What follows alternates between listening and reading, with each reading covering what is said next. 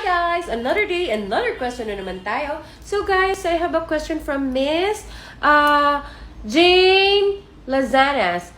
Ma'am, ask ko lang po, na-deport po ako, 20 visa. Pwede pa ba ako makabalik ng Kuwait at visa 18 na ako? Okay. Good question, no? Okay? For those may kababayans na nag-work po dito sa Kuwait at nasa loob ng Kuwait, para lang po sa kaalaman po ninyo, basta po na-deport na po kayo, ibig sabihin may civil case na po kayo.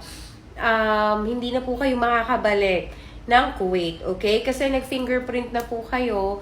Yung iba talagang totally blacklisted na, okay? Huwag niyo akong i-bash. Yung iba totally blacklisted na sila, hindi na talaga nakakabalik. Yung iba naman na na-deport, merong mga minor cases lang yun, pero not sure kung nakakabalik pa po sila. Pero most cases po ng deported, hindi na po sila nakakabalik. Yun po. So, don't worry guys. Still, there's a lot of chance pa naman. Maraming bansa pa naman sa GCC na pwede nyo pa pong puntahan. O kaya sa Asian countries, mga Asian countries po, pwede pa po kayo mag-apply doon. Marami pa po tayong chance, hindi lang po dito sa Kuwait, okay? So, sana nasagot ko ng maayos yung tanong mo. Pag may question ka pa, drop a comment, okay?